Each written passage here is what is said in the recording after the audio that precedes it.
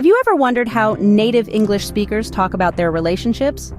Today, we're diving into the world of English collocations, specifically those related to relationships. Now, if you're scratching your head wondering what a collocation is, don't worry. Collocations are simply pairs or groups of words that native English speakers often use together, words that just sound right. Whether it's making friends, falling in love, or finding a soulmate, these phrases are ingrained in our language. Stay tuned to learn some of the most common English collocations related to relationships. First up, we have make friends and casual acquaintances. These are common phrases in English that we use to describe our relationships with people. Let's dive in and explore what they mean. To make friends is to form new friendships. It's an active process, suggesting that you're taking steps to get to know someone and build a bond with them. For example, if you've recently moved to a new city, you might make friends by joining local clubs or participating in community events. You're not just passively waiting for people to come to you, you're reaching out, engaging, and building those relationships. Now let's look at casual acquaintances. These are the people you know but not very well. Maybe you see them occasionally at social events, or you chat with them briefly when you bump into each other at the grocery store. You know their name and maybe a bit about their life, but you're not close. For example, your neighbor down the hall might be a casual acquaintance. You say hello when you see each other and maybe chat about the weather or the latest news, but you don't know much about their personal life, and they don't know much about yours. It's important to note that these terms aren't rigid categories. Relationships can evolve over time. A casual acquaintance might become a friend if you start spending more time together. Conversely, a friend might become a casual acquaintance if you drift apart. These phrases are incredibly useful when talking about your social connections. They help you express the nature and depth of your relationships. So, next time you meet someone new, you might just make a new friend or gain a casual acquaintance. Moving on, we come to good friends and close friends. Now, these are terms that we use quite often in our day-to-day conversations. But what exactly do they mean? Let's dive in and explore these two types of friendships. Every one of us has good friends. These are the people we trust and enjoy spending time with. They're the ones we invite to our parties, the ones we go to movies with, and the ones we call when we need someone to cheer us up. They're there for us, reliably and consistently. A good friend is like a comfortable pair of shoes, always ready to support us and always making the journey easier. For instance, you might say, "I'm going to the cinema with my good friends this weekend," or "My good friends always know how to make me laugh." These sentences not only tell us that you enjoy the company of these friends, but also that you trust them and value their presence in your life. But then there are close friends. These are the ones we share our deepest secrets with, our fears, our dreams, our regrets. They are the ones who know our story, not because they were there, but because we trust them enough to tell them. A close friend is like a diary. They keep our secrets, they know our innermost thoughts, and they're always there for us, no matter what. For example, you might say, "I told my close friend about my new job offer," or "My close friend was the first person I called when I broke up with my boyfriend." These sentences show that your close friend is someone you not only trust and enjoy being with, but also someone you confide in and lean on during tough times. So there you have it. While both good friends and close friends play important roles in our lives, there is a subtle difference between the two. A good friend is there for you, always ready to share a laugh or lend a sympathetic ear. But a close friend? They truly know you. They're privy to your hopes, your fears, your dreams. Remember, a good friend is there for you, but a close friend truly knows you.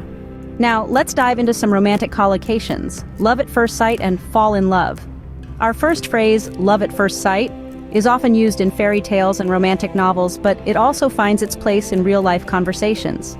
It describes the instant, powerful connection you feel for someone the moment you see them. It's as if a lightning bolt hits you and your heart skips a beat. It's a magical feeling where time seems to stop, and all you can see is that person. For instance, you might say, "When I saw her across the crowded room, it was love at first sight. I knew she was the one." But remember, love at first sight doesn't necessarily mean a lifelong commitment. It's merely the spark that kindles the possibility of a deeper relationship. Next, we have fall in love, which is a more gradual process. It's not an immediate spark like love at first sight, but a growing affection that develops as you get to know someone better. You begin to appreciate their qualities, their quirks, their dreams, and their values. It's like a beautiful flower blooming slowly and steadily, revealing its beauty over time. An example of using fall in love might be, I didn't realize when it happened, but I had fallen in love with him. His kindness, his sense of humor, the way he cared for others, it all made me fall head over heels. While love at first sight is more about an instant physical attraction, fall in love often involves knowing and understanding the person on a deeper level. It's about connecting emotionally, mentally, and sometimes spiritually. So, whether it's a bolt of lightning or a gentle bloom, love is a beautiful journey. It's a dance between two hearts, a symphony of emotions, and a celebration of life itself. But remember, everyone's experience with love is unique. There's no right or wrong way to experience it. It's a personal journey, sometimes thrilling, sometimes challenging, but always enriching. So who knows? You might experience love at first sight or fall in love when you least expect it. Finally, we have strong chemistry, significant other, and soulmate. These are terms we often hear in conversations about love and relationships, but what do they really mean? Strong chemistry refers to a powerful mutual attraction between two people. It's that spark or connection you feel when you meet someone and instantly click. It's like a magnetic pull that draws you towards each other. For example, you might say, "When I met Alex, we had such strong chemistry that we could finish each other's sentences." Next, we have the term significant other. This is a neutral term for a person's partner in an intimate relationship. It doesn't specify gender or marital status, making it a handy term to use in various contexts. For instance, you might introduce your partner at a party by saying, "Everyone, I'd like you to meet my significant other, Jamie." Finally, let's talk about soulmate. This term refers to someone who you believe is perfectly suited to you, not just romantically, but also in terms of friendship, interest, and life goals. It's the person you feel a deep connection with, someone who understands and accepts you like no other. You might use this term when describing your relationship by saying, "I truly believe that Sam is my soulmate. We share the same dreams and aspirations." These terms add richness to our language, allowing us to express the nuances of our feelings and relationships. So, the next time you're describing your relationship or a special person in your life, remember these terms. You can talk about the strong chemistry you felt when you first met, how you introduced them as your significant other, or even how you believe they are your soulmate. So now, you can confidently talk about your strong chemistry with your significant other, or even call them your soulmate. To sum up, today we've learned several common English collocations related to relationships. We've navigated the path from making friends to becoming casual acquaintances, evolved into good friends and even close friends. We've also experienced the thrill of love at first sight, the journey of falling in love, and felt the undeniable pull of strong chemistry.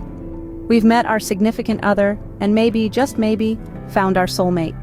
Keep practicing these collocations in your daily conversations and stay tuned for more English lessons. Remember, practice makes perfect.